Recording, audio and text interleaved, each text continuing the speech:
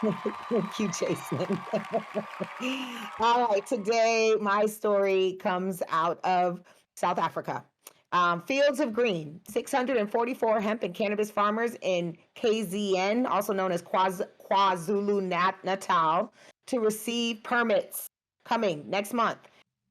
KwaZulu-Natal, member of the Executive Council for Agriculture and Rural Development, Super Zuma, said that 644 hemp and cannabis farmers in KwaZulu-Natal will receive a permit to grow later this month.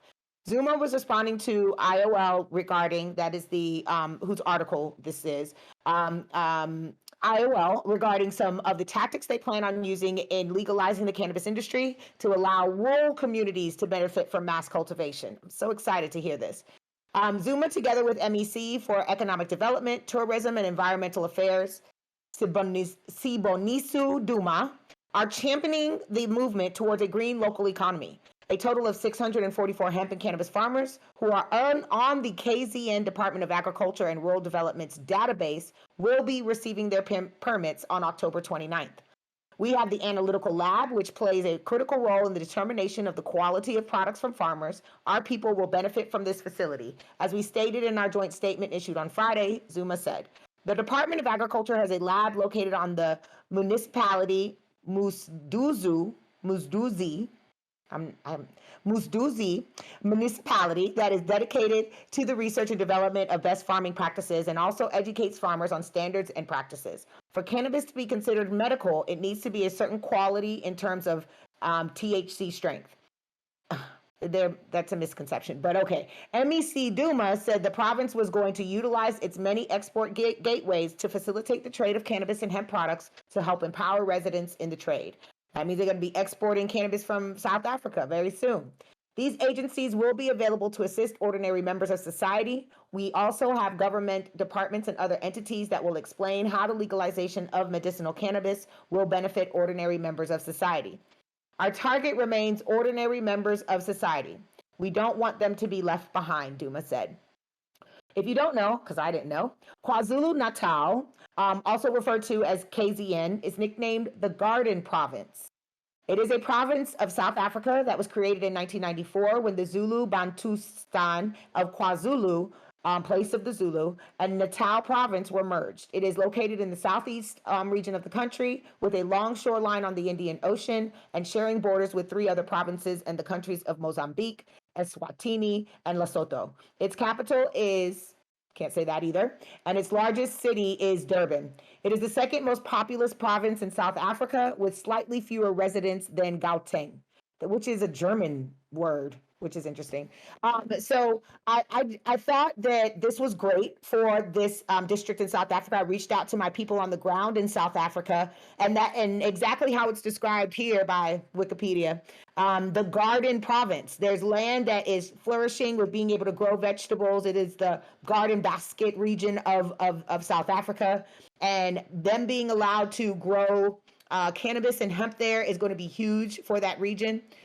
My concern, because last year we got reports from South Africa that some of the hemp farmers that had already started their crops there were forced to get genetics from Germany instead of utilizing the genetics that are native to South Africa. And of course, those crops did not do so well. I wonder why. So my hope is that they've learned from that mistake and that they're listening to advocates on the ground and they're really ready to explore what local genetics South Africa has to offer the world and the value that having those genetics in the marketplace will bring to South Africa and to this region. So I'd love to hear what my fellow correspondents think about this story. This is Nicole Buffon reporting for High at 9 News. I love it. I Great love story. this. I actually thought that the European companies that were doing cannabis cultivation now are actually getting their genetics from places like Africa and South America because it's so hard to get out of America or North America. Is anyone else here? Can anyone No, corroborate? so when South Africa decided to allow hemp cultivation about 2 years ago, they were going on what the Western regions and Western countries were saying that it has to have less than 0.3% THC in it. And so their local genetics did not make up, it had to have less than 1% is what some of them were saying. Right. And so their genetics in South Africa did not test out to that. So they Word had on to the get it from somewhere else. word on the street is that the high THC varietals are actually coming out of Africa and South America. Sure. So that's okay, cool. I just wanted to clarify that. Thank you for clarifying. Yeah, and that's what I'm saying. I'm hoping that they really will dig in, really utilize they're saying that they want to give it to local farmers. Well, these local farmers are familiar with local genetics. So I'm hoping that they stick with their own backyard and take the genetics from these farmers that have been cultivating them for 100 years, instead of trying to go somewhere outside of Africa and bring genetics in. That's my hope, that they learn from their past mistakes. Yeah, Yeah. so I was in 44 Michigan permits, last huge. week, and I was talking to these farmers, and it was really cool. And I was like, "Well, tell me what you're working with." And they talked to me about the genetics they had gotten from Humboldt. And this very blue collar Michigan looking cat was like, he looked at me, goes, "All organic living soil." And I was like, "Oh my God, you're talking my love language there, Bubba. Like, let's go Same. eat together." But I Same. just say, as a general rule of thumb, and this is just a pro tip for the last 75 years. Those of us who know, the words Germany and genetics are never in the same sentence with a happy ending. Okay, like that. What about I just, germinate? like, do what you do over there, make some great cars, carry on with the good beer, but stay away from the genetics, please. Yara, what about germinate? You're not allowed back in the playroom, okay? Yara, what about germinate? What about Germany as a cannabis market? No, germinate. Oh, listen, I did that last night, but Heather told me not to talk about it on this podcast. Oh, Yeah, God. all about the appropriation man. Jeez. I love you, Yarrow. You're great. Yes, and on that, we're gonna go to a commercial. I'm more about that German eye. Yeah, we're gonna go to a commercial. We're gonna be right back.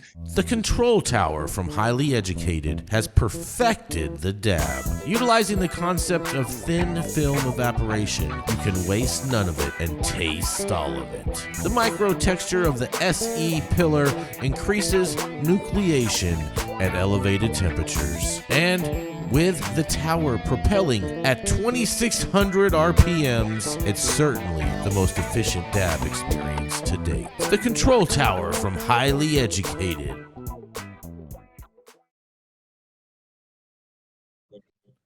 Oh, yes, and we're back. Oh, that's right. Whatever you're doing, make sure you hit that like button. Make sure you subscribe to the channel if you have not already.